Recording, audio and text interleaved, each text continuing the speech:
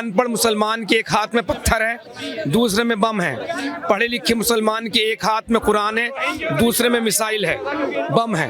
ये खुद देख लीजिए। बचपन से ही एक जहर रगों में डाल दिया गया, तो कैसे आप उसे सुधार सकते हैं?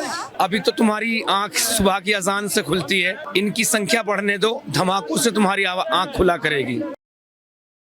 मैं मिसा पाल आप सभी का स्वागत करती हूँ नेशनल न्यूज़ हिंदी में। देखिए, दिल्ली ब्लास्ट जो हुआ, यहाँ पे जो लाल किले में हम मौजूद हैं, यहाँ पे जो ब्लास्ट हुआ, लोगों के चिथड़े उड़ गए, लेकिन ब्लास्ट करने वाले अपने ही देश के लोग निकले। लगातार जो डॉक्टर्स पाए जा रहे हैं, जो इतना शिक्षा पे उनके खर्च किया जाता है, इतना शिक्षा में पैसा लगता है, मतलब डॉक्टर की पढ़ाई के लिए सबसे ज़्यादा पैसा लगता है जितना इंजीनियर की पढ़ाई में लगता है। अब बड़ा सवाल ये उठता है कि इस तरीके से आतंकवादी गतिविधि में इनको कैसे सम्मिलित कर लिया गया, कैसे इनका ब्रेन वॉश किया गया और क्या बोला गया, पैसे दिए गए, क्या धार्मिक आधार पे इनको इनकी मानसिकता में ये सारी चीज़ भरी गई। बहुत सारे बड़े बड़े सवाल उठते हैं। हमारे साथ मौजूद हैं इमरोज आलम, एक्स मुस्लिम, इनसे जानने की कोशिश करेंगे। सर, बहुत बहुत स्वागत करना चाहूँगी अपने चैनल पे।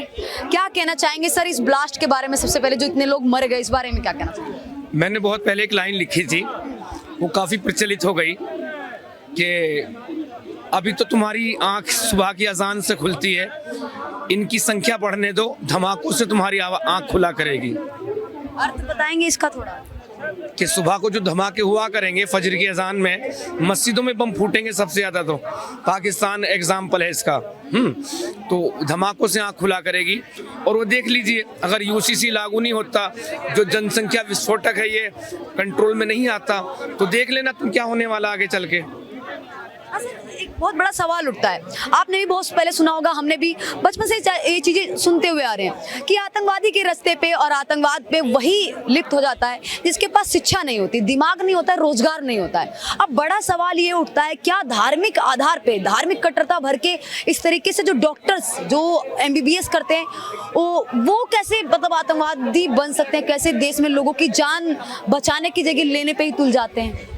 देखिए, ये समझने में बहुत टाइम लगा आप लोगों को, लेकिन मैं तो बहुत पहले समझ गया था। जो मैंने बोला भी था, जब हमारे मोदी अंकल ने कहा था एक हाथ में लैपटॉप, एक हाथ में इनके कुरान देना चाहता हूँ, तो मैंने उसमें कहा था, उसी टाइम पर मैंने लिखा था कि एक हाथ में कुरान होगा, दूसरे हाथ में बम होगा। अनपढ़ मुसलमान के एक हाथ में पत्थर है, दूसरे में बम है। पढ़े लिखे मुसलमान के एक हाथ में कुरान है, दूसरे में मिसाइल है, बम है। ये खुद देख लीजिए। डॉक्टर थे, हमारे देश में डॉक्टर को भगवान का रूप कहा जाता है ना, डॉक्टरों की पूजा की जाती है। लेकिन ये डॉक्टर कैसे डॉक्टर थे? दरअसल जिसके सीने में भी कुरान है, कुरान की तालीमात है, उससे दुनिया की कोई ताकत बदल नहीं सकती, कोई नहीं बदल सकती उसे दुनिया की पूरी ताकत। साइंस की चाहे मतलब जितनी भी किताबें, कितना भी कुछ पढ़ ले, उसके बाद क्यों जो टीचिंग है ना, जो जन्नत में 72 वर्जिन हूरें मिलेंगी, जन्नत की में शहद की नदियां होंगी, दूध की नदियां होंगी, जो ये है, ओवैसी ने अभी लेक्चर दिया कि हूरें जब गाना गाएंगी तो मुर्दे जिंदा हो जाएंगे, तो जिंदा लोगों के तो फाख्ते होश फाख्ता हो जाएंगे, जिंदा लोगों का क्या हाल होगा? जहाँ पर ऐसे ख्वाब दिखाए गए, वहाँ पे आप बदलाव की उम्मीद करेंगी? कैसे कर सकती हैं बदलाव की उम्मीद? बचपन से ही एक जहर रगों में डाल दिया गया। बच्चे को जब से हंसना शुरू हुआ, थोड़ा सा जरा सी थोड़ी सी समझ आई, जरा सा हंसना मुस्कुराना शुरू किया और उसे तुरंत उसके अंदर डाल दिया गया वो जहर। तो कैसे आप उसे सुधार सकते हैं? उसे सुधारने के लिए देखिए, इस्लाम में जो है ना, अक्ल का दखल नहीं है, दिमाग यूज नहीं कर सकते इस्लाम में। हमारे ये जो था, प्लीज जरा साइड जो है थोड़ा, तो हमारे बागेश्वर धाम जी ने जो यात्रा शुरू की थी, तो यात्रा जो शुरू की थी, ये इसी कारण से शुरू की थी, सबको एकता के लिए, अखंडता के लिए, पूरे देश को एक स्टेज पे लाने के लिए। क्या उन्होंने कुछ गलत कहा था? उन्होंने कहा था देश मुसलमानों का भी है। सर, एक सवाल करना चाहूंगी मैं, थोड़ा पर्सनल ऐड कर दूं कि ये दिखलाने के लिए, हिंदू अगर तुम एक होगे तो हम क्या कर सकते हैं, इन्हें एक नहीं होने देना, इन्हें उलझा के रखना है, ये कारण था दिखाने के लिए। तुम इतने भले होंगे, लेकिन हम इतने से भी ऐसी की तैसी कर देंगे तुम्हारे। कितना आरडीएक्स पकड़ा गया देख लीजिए, 2900 किलो आरडीएक्स पकड़ा गया फरीदाबाद से। ये देश में अगर फटता सारा का सारा तो क्या हाल करता। और हम इल्जाम लगा देते हैं अपनी सुरक्षा एजेंसियों पर।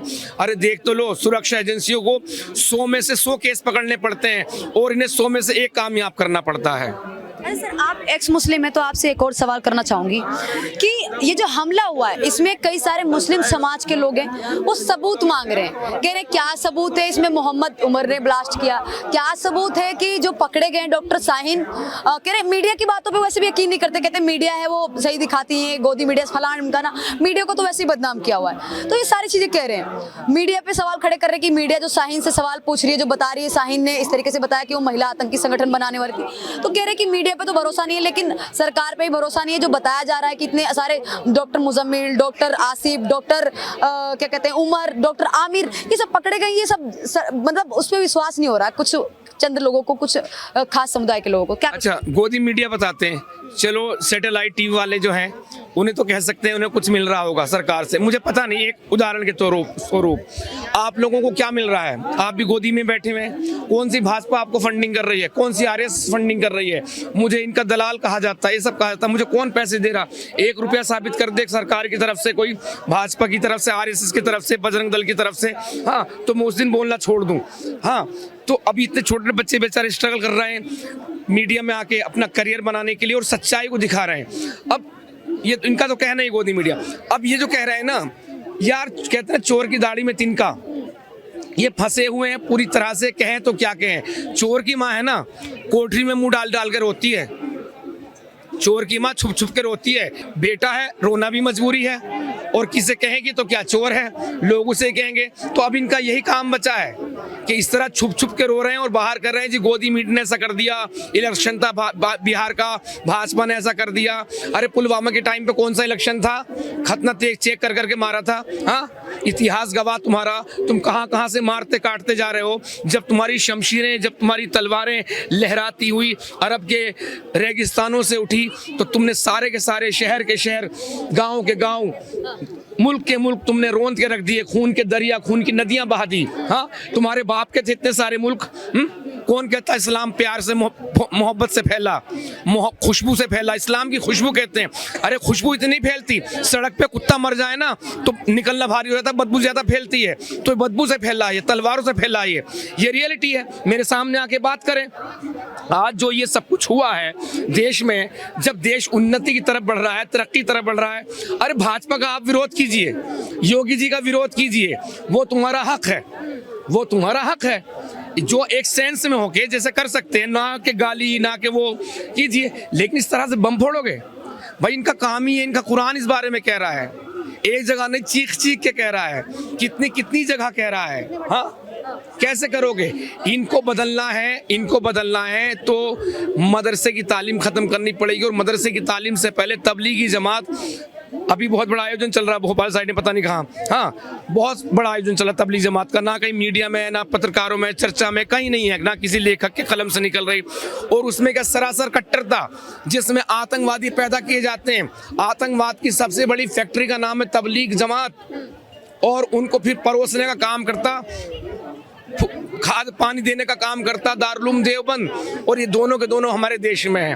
और ये तबलीगी जमात मैडम सऊदी अरब जैसा देश, जहां से इनकी सारी इनकी धार्मिक राजधानी है, वहां बैन हो गई, लेकिन हमारे देश में धड़ल्ले चल रही, वो भी राजधानी में निजामुद्दीन मरकज देख लीजिए। एक और सवाल उठता है, हम जब आतंकवाद की बात करते हैं, आतंकवादी हमले होते हैं, तो तमाम मुस्लिम समाज के लोग आके कहते हैं कि हम इसका विरोध करते हैं, हम आतंकवाद के साथ में नहीं हैं।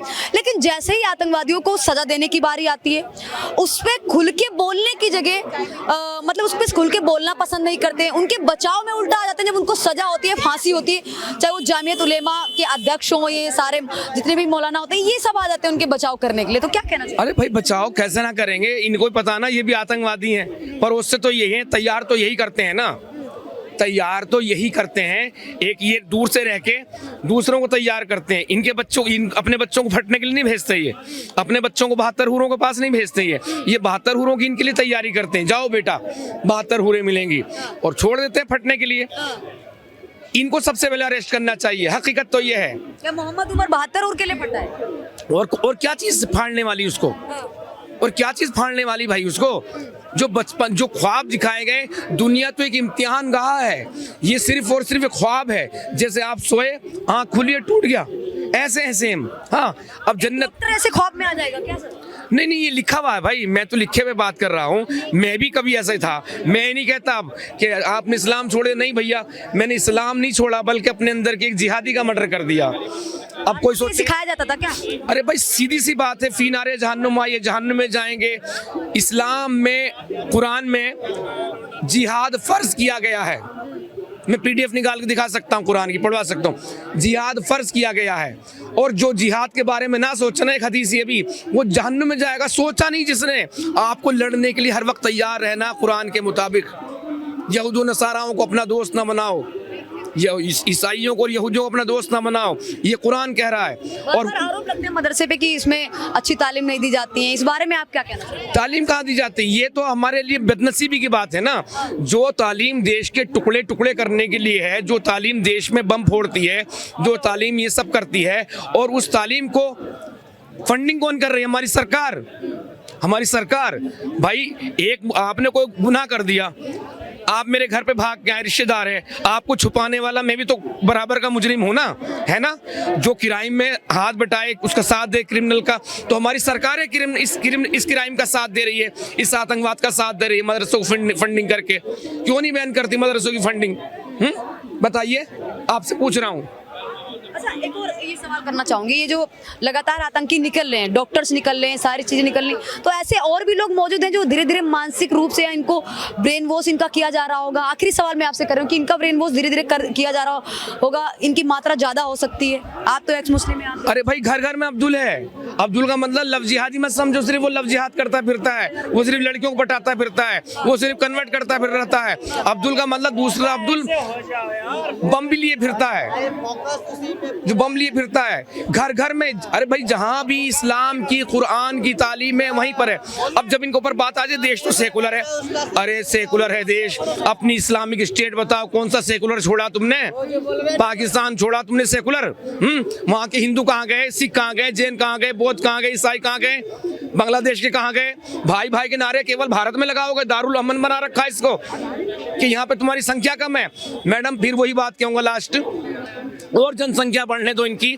सुबह को तुम्हारी आंख खुलती है अजान से, और धमाकों से आंख खुला करेगी।